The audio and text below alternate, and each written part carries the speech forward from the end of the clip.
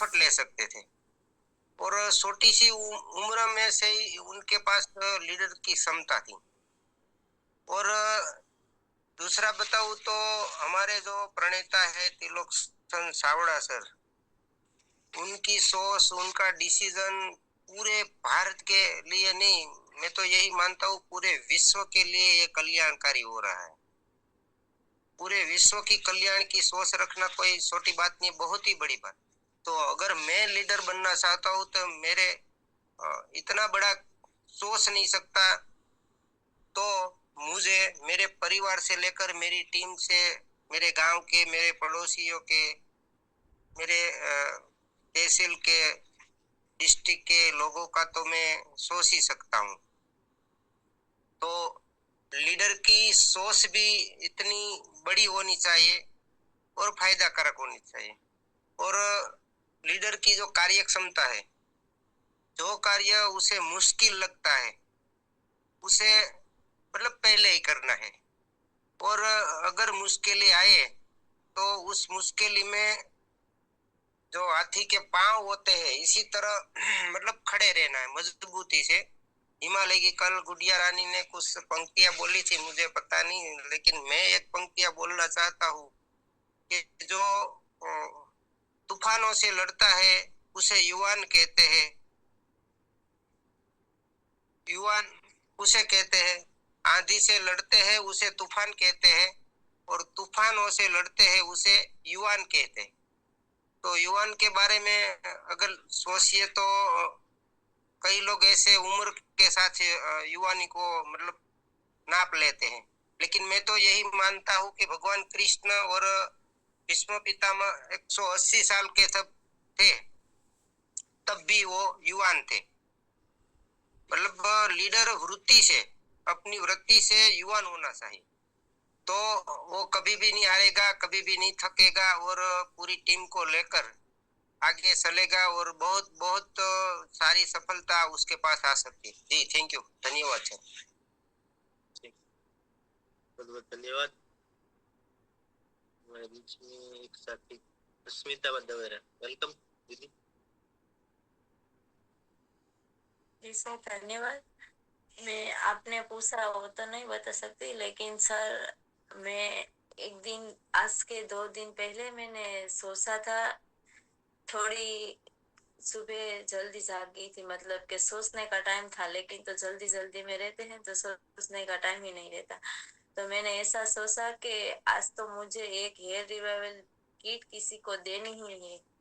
तो मैं काम निपटा कर और मैं गांव में गई, तो एक बहन ने, उसको दिखाने ही गई थी कि ये आप, मैंने आपको बात की थी ने, ये किट है हेयर रिवाइवल किट, आप देखो, आपको लेनी नहीं तो कुछ नहीं। तो उसने तो ऐसा ही बोल दिया कि रख दो, मेरे को चाहिए। लेकिन मैं कभी ऐसा सोचती थी कि सेलिंग क्यों नहीं हो रहा है, लेकिन हमारे सोचने का टाइम नहीं है ना, इसलिए सेलिंग नहीं होता है।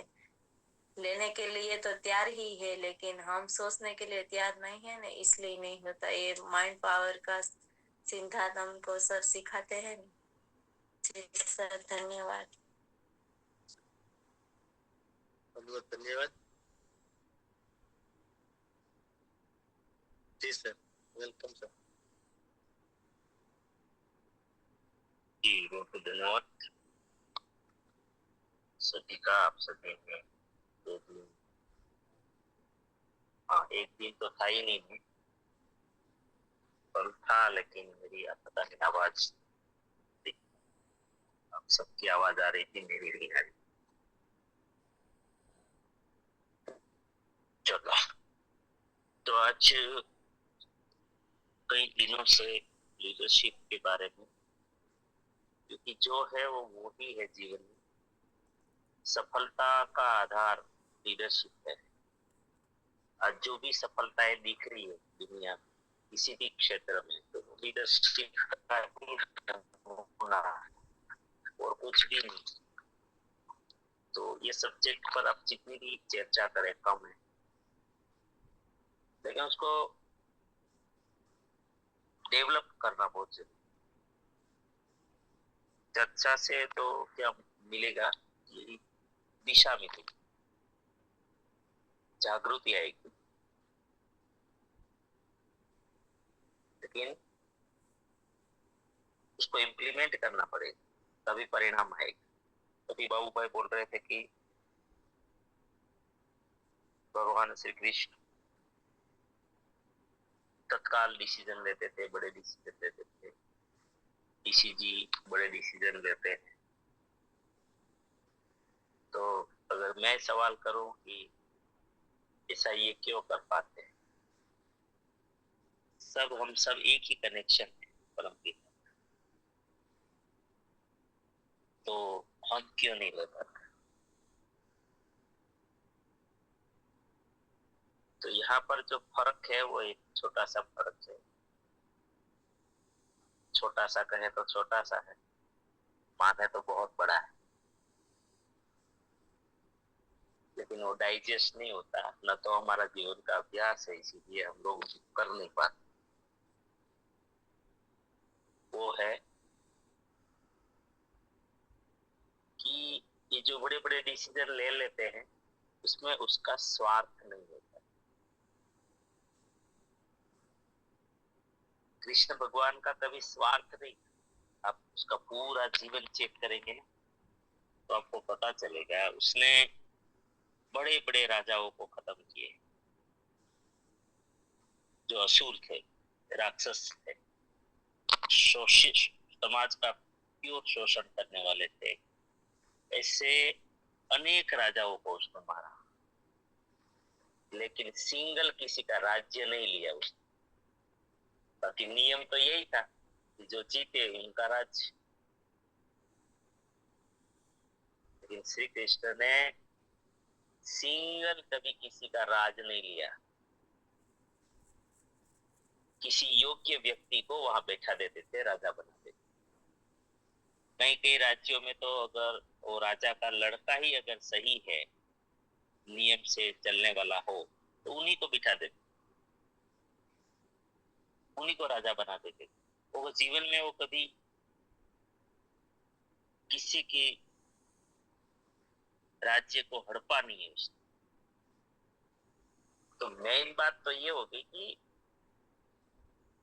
जीवन में वो लोग बड़ा डिसीजन ले पाते हैं, बिंदास ले पाते हैं, डरते नहीं, जिनके अंदर स्वार्थ नहीं है, मतलब अपने लिए जो डिसीजन नहीं लेते, तो जल हित के लिए लेते हैं।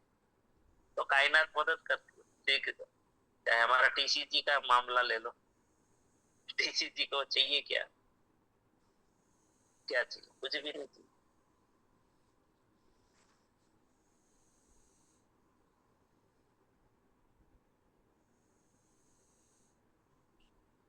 और वो निस्वार्थ डिसीजन लेते हैं, हमारे हित में डिसीजन लेते हैं। उसके सामने आरसीएम परिवार रहता है, उसके सामने देश रहता है, तो उसके डिसीजन तत्काल होते हैं। जब दूसरों के हित में ही लेना है तो फिर सोचिए क्या, फिर डर का ही का, फिर डर खत्म हो जाए। हम अपने स्वार्थ के लिए डिसीजन लेते हैं ना, इसीलिए डरते हैं। सोचना भी पड़ता है बहुत कुछ, और कायनात हमें सपोर्ट नहीं करती उसमें। और एक कुदरती, बहुत कुदरती नेचुरली चीज है, जब आप दूसरों के बारे में सोचते हैं, डिसीजन लेते हो सबके बारे में सोच के, तो आपको कायनात ज्यादातर गलत कदम नहीं उठाने देती। जन हित में होना चाहिए, सबके हित में होना चाहिए। हाँ, बाद में लोग स्वीकार करे न करे वो बात अलग है, लेकिन ये हकीकत। तो अगर हम भी अभ्यास करने लग जाए कि हम कोई भी डिसीजन ले, टीम के लिए ले, छोटी शुरुआत होगी, क्योंकि डायरेक्ट आप बड़ा नहीं ये कर पाएंगे, लेवल के हिसाब से सब कुछ होता रहता है। तो आप अपनी टीम के बारे में, इसीलिए तो बार बार बार बार बार बार हेमरिंग किया जाता है कि आपके लिए मत सोचो, टीम के लिए सोचो, टीम के लिए सोचो, टीम के लिए सोचो, टीम की रॉयल्टी के लिए सोचो, है ना? तो जब आप टीम के लिए सोचोगे, टीम क्या होगी? समाज ही तो हुआ ना। टीम कौन है? समाज का है। समाज ही तो है अपना। एक समाज में से लिया हुआ कुछ छोटा सा हिस्सा है। तो डिसीजन कोई भी लेना है या कोई भी बड़ा कोई एक्शन लेना है, कुछ कठिन एक्शन लेना है, तो आप बिल्कुल जब सबके हित में सोच रहे हो तब होता है। बाकी क्या करना पड़ेगा पता है? जब अपना ही स्वार्थ हो तो मीठी मीठी बातें करो, मक्खन लगाते रहो, बचाते रहो ना, ये सब चलता है।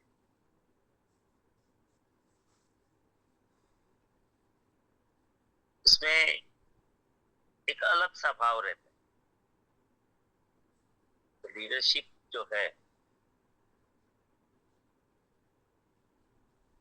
तो उसमें पहले जो चर्चा हो गई है, काफी चर्चा हो गई है। गणपति के मस्तक हाथी के ऊपर काफी चर्चा हो गई। लीडर्स की दृष्टि, लीडर का सुनना, लीडर का क्या ग्रहण करना, क्या फेंक देना, नो, जिनको जो दूरंदेशी, दूरदर्शी, दूरदर्शिता बहुत महत्वपूर्ण होती है। तो अस्मिता बहन ने बोला ना, सोचने का समय। लीडर जब सोचता है तो उसके पास वो समय हो, लीडर के पास, कि वो लगातार आगे का सोचता रहे, अपनी टीम को दिशा देता रहे। बहुत एडवांस सोचना होता है। एडवांस मतलब कोई एक महीने का नहीं, 2-5 महीने का नहीं, 5-10-20 साल आगे सोचने की क्षमता लीडर में हो।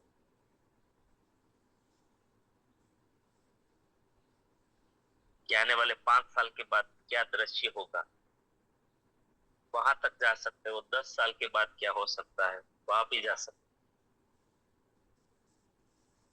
तो लीडरशिप डेवलप की जा सकती है। सबसे बड़ी चीज ये, लीडरशिप डेवलप की जा सकती है। आप आराम से लीडरशिप को डेवलप कर सकते, खुशी खुशी कर सकते।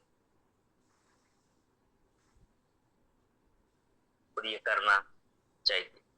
आप पुरुष है, महिला है, उम्र कोई भी है, जैसे भी बाप भाई ने बताया, ये कोई उम्र नहीं होती। इसमें कोई उम्र नहीं, कोई लेना देना नहीं उम्र को। बच्चे से लेकर बुजुर्ग तक ये वृत्ति, लीडरशिप की वृत्ति है, स्वभाव है, माइंडसेट है।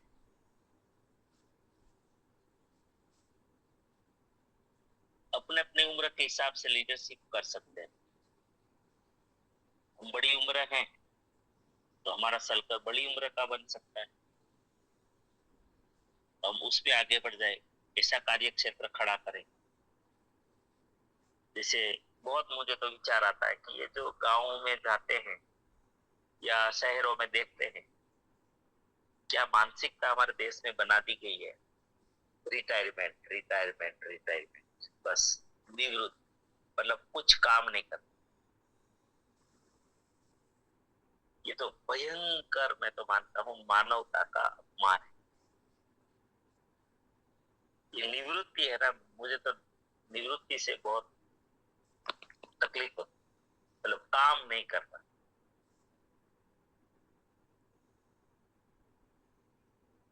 अरे इंसान का जन्म काम के लिए ही हुआ है, आराम के लिए नहीं हुआ।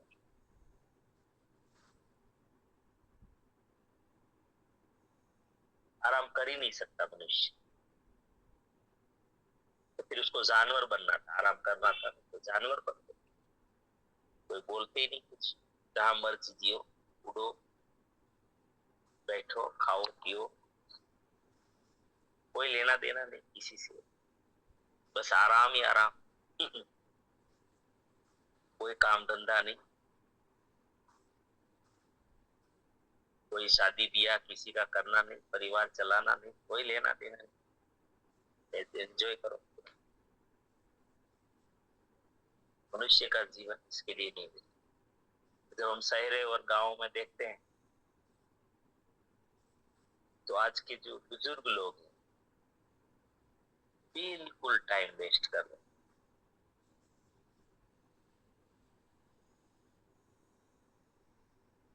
वो थोड़ा भी कुछ करने लायक उसकी शक्ति है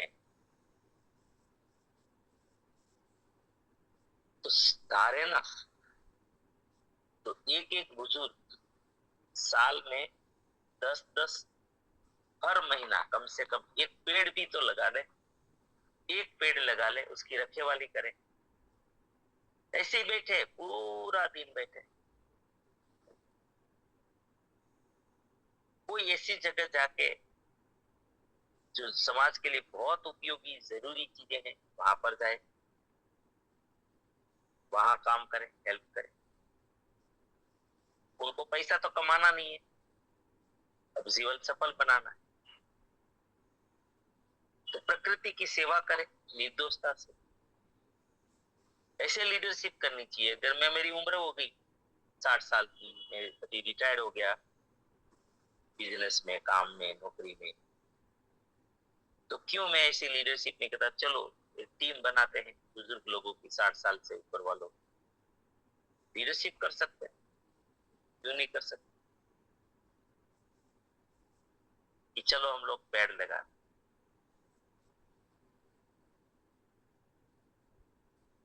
फिर रोज जाके रखेवाली अपने अपने गांव में अगर ये काम करना शुरू करें, उसको पानी देने का काम करो,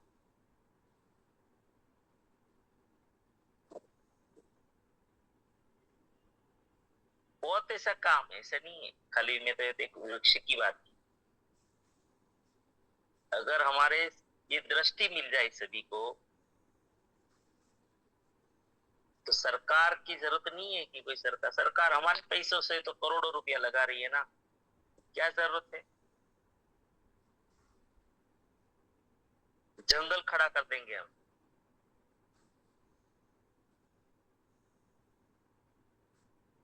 तो लीडरशिप ऐसा जरूरी नहीं है कि लीडरशिप खाली काम धंधे में लीडरशिप होती है, कोई नेतागिरी करने में, पॉलिटिक्स में लीडरशिप होती है।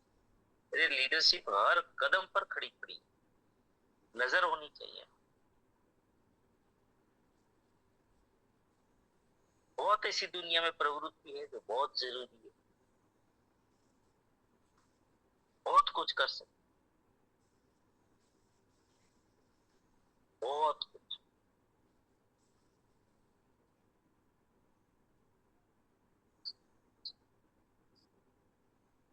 मैं नाम तो भूल गया जयेश भाई, एक बुजुर्ग थे, जैसे दशरथ मांझी का एग्जाम्पल कैसा है, वैसा एक बुजुर्ग हमारे सौराष्ट्र में ही किसी ने अकेले अपने दम पर पूरा गांव में तालाब बना दिया, अपने दम पर अकेले माटी खोद खोद के अकेला खुद ही उठाते, और उसने पूरे एक बड़ा तालाब बना दिया गांव। ये सत्य घटना, रियलिटी, नाम तो मैं भूल गया हूँ। तो दृष्टि चाहिए, लेकिन उसमें क्या हुआ, उसने स्वयं काम किया। अगर वो लीडरशिप करते, गांव में भी उसकी उम्र के बहुत सारे सैकड़ों बुजुर्ग लोग, लेकिन वो अकेले ने किया। तो लीडरशिप की बात करें तो लीडरशिप हर कदम, हर उम्र में। अगर आप अपने बच्चों को लीडरशिप सिखाएं कि कैसे आपके क्लास में लीडरशिप करनी चाहिए, जैसे दिशा देनी चाहिए। स्कूल में कोई कचरा कर रहा है तो उसको ये करें, रिक्वेस्ट करें, या तो फिर आपके पास समय है तो आप एक ऐसी टीम बनाएं। टीचर कहे ना कहे, स्कूल बोले ना बोले, आपका जो अगर फ्री टाइम है उसमें आप स्कूल सफाई का काम करो और कोई काम करो। लीडरशिप लीडरशिप होती है भाई, सिखाओ लीडरशिप। गली में घूमने भेज रहे हो बच्चों को, बोलो कि कैसे कैसी गेम खेलना चाहिए, गेम के बारे में बताना चाहिए, गेम क्यों है, खेल क्या है। ये खेल खाली शारीरिक नहीं है, ये मानसिक भी है। ये जीवन का बहुत बड़ा पाठ सिखाता है। महिलाएं हैं तो महिलाएं भी, उसके पास जो 2-3 घंटे का टाइम है, लीडरशिप कर सकती है, कैसा संगठन बना सकती है, कुछ नया विचार कर सकती है, वो भी बहुत कुछ कर सकती है।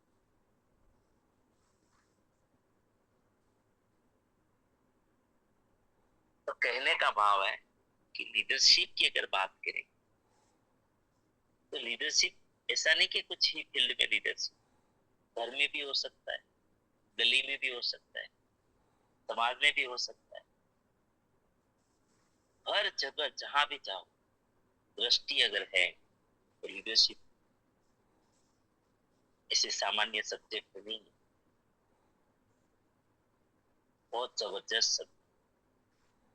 लेकिन हाँ, लीडरशिप में हमेशा जागृत रहना पड़ता है।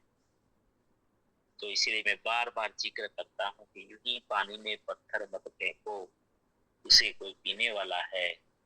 जीवन यूं ही मत गुजारो, आपको देखकर कोई जीने वाला है। आपको देखकर कोई जीने वाला है। तो हमें हर कदम और जागृत रहना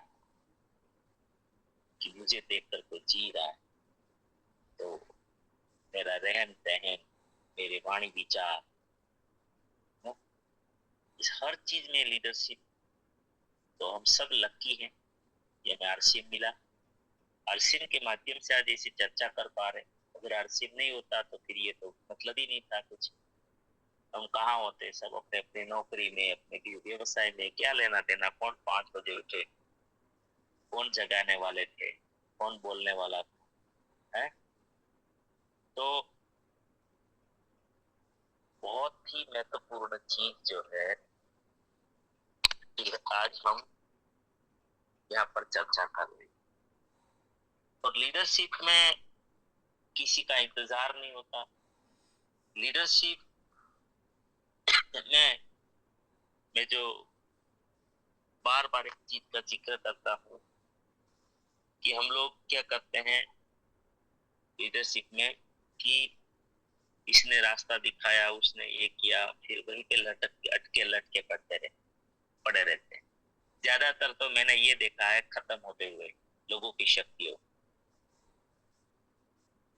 कि यार जयेश भाई ने मुझे रास्ता दिखाया, अब जयेश भाई से आगे मैं कैसे सोच सकता हूँ। ये एक इतनी खतरनाक विडंबना हमारे देश में मैंने जो देखी कि दिनेश भाई ने रास्ता दिखाया, दिनेश भाई से आगे अब मैं कैसे सोच। ये खतरनाक विडंबना है। तो फिर मेरा वजूद क्या है? और वैसा कौन सा लीडर है? अगर दिनेश भाई ऐसा बोल रहे हैं कि नहीं मेरे से आगे सोचना ही नहीं, तो फिर दिनेश भाई लीडर ही नहीं, वो मार्गदर्शक ही नहीं है। अगर दिनेश भाई मुझे खुला आसमान नहीं देता कि जाओ उड़ो, आपकी ताकत है, आपको अपने आप को पहचानो और भागो, दौड़ो, उड़ो, जितनी ताकत हो आसमान में कोई अंत नहीं है, अनंत उड़ सकते। अगर ये बताने वाला दिनेश भाई है तो दिनेश भाई को मानना चाहिए। बाकी दिनेश भाई को बोलो आपको नमन, आपको प्रणाम, है ना। आप आपने रास्ता दिखाया, बहुत बहुत धन्यवाद आपका। रोज धन्यवाद मान रास्ता दिखाने वाले। लेकिन अटक वहां उसी के पीछे अटक जाओ भाई। दिनेश भाई भी एक इंसान है, उनकी भी अपनी मर्यादाएं, उनका भी अपना संसार है। वो कहीं पे अटक गए, लटक गए, तो हम भी लटक जाएंगे क्या? ये जो चीज विडम्बना जो मैंने देखी है देश भारत में, अगर आरसीएम में जो बहुत ऐसे पावरफुल लोग अपने अपलाइन के कारण लटके हुए, आधार बना है, ये काहे की लीडरशिप, ये काहे की लीडरशिप है बताइए? कौन सी लीडरशिप? इसलिए सबको इतना अच्छा अवसर मिला है, अनंत आकाश। किसी जी ने तो इसके लिए गाना बनाया था, पता है? हमने पिंजरे को खोल दिया, अब तो तुम बाहर आ जाओ। हमने पिंजरे को खोल दिया, अब तो तुम बाहर आ जाओ। है? ऊंचे आकाश में उड़ जाओ। आप ताकतवर हो, आप शक्तिशाली हो, क्यों बैठे हो?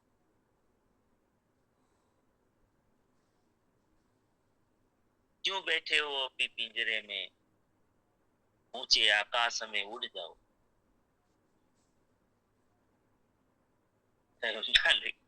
हमें तो किसी अपलाइन ने पिंजरा दे दिया, बस वो पिंजरा ही नहीं छोड़। बोले ये सूरत का पिंजरा है, इस सूरत में घूमते रहो। ये ये यहाँ महुआ का पिंजरा है, उसमें घूमते रहो।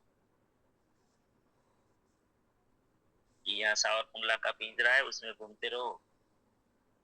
ये राजकोट का पिंजरा है, उसमें घूमते रहो।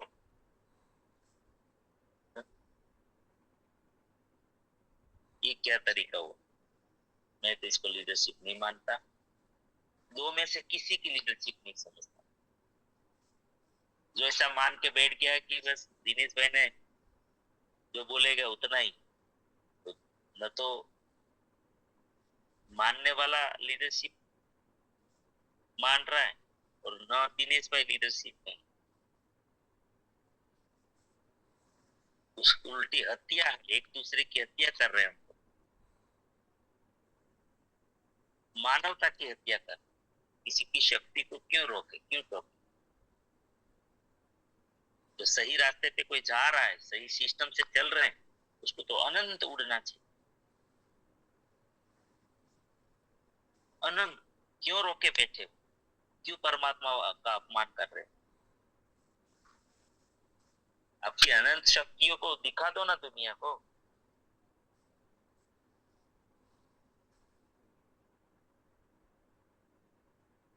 मैं तो इन चीजों में कभी, न तो मैं जिसने रास्ता दिखाया उसके पीछे लटकता हूँ, धन्यवाद तो हमेशा उसको भगवान की तरह करता हूँ, भगवान मान, लेकिन उसके पीछे लटकता नहीं हूँ, लटकता भी नहीं हूँ, लटकता नहीं हूँ। अपनी दुनिया अपनी खुद की खड़ी करता हूँ, और न मैं किसी को रोकता हूँ कि आपको क्यों ये लीडरशिप का यहाँ पर छेड़ा है? आप इसके पीछे क्यों अटके लटके पड़े हो? अपनी लीडरशिप दिखाओ, बड़ा बनो, अनंत बन जाओ।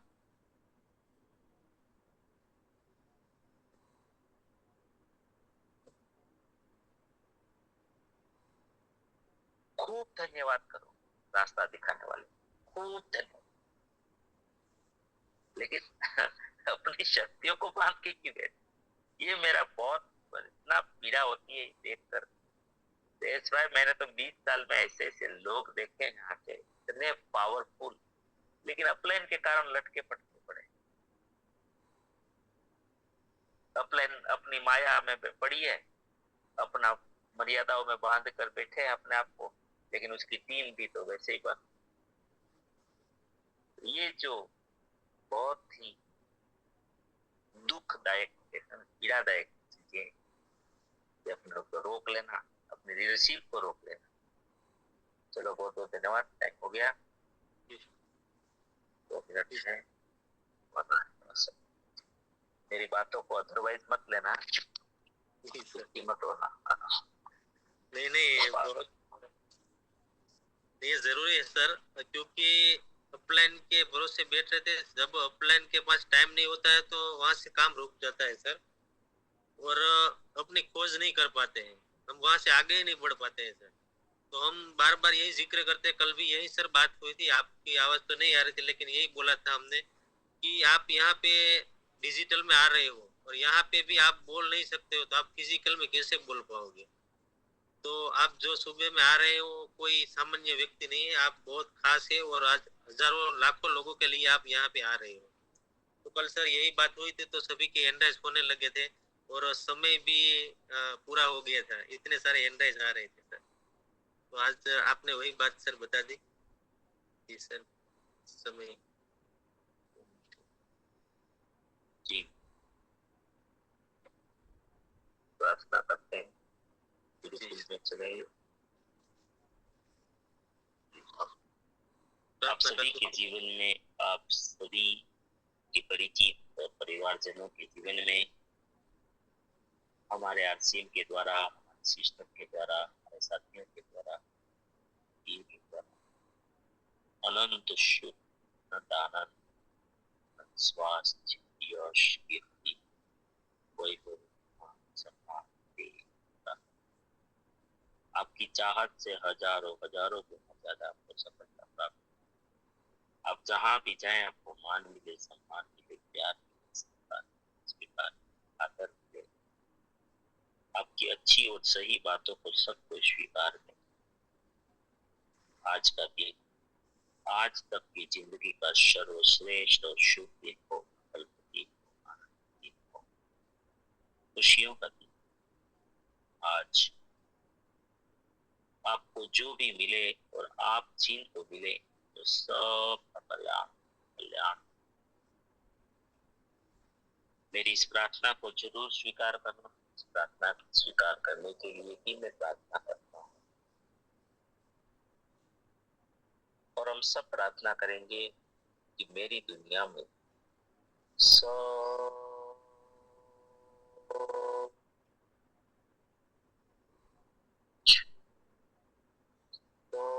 कुछ, सब सर्वश्रेष्ठ और कल्याणकारी होता है। Day by day, day by day, every way, I am getting better and better, better. मैं प्रत्येक को प्यार करता बिना शर्त माफ करता हूँ। जाने अनजाने में कोई गलती हुई हो तो माफी मांगता हूँ। मुझे किसी से कोई शिकायत नहीं है, और किसी को भी मुझसे कोई शिकायत ना हो। सबका धन्यवाद, सबका धन्यवाद, सब बस। Thank you, welcome.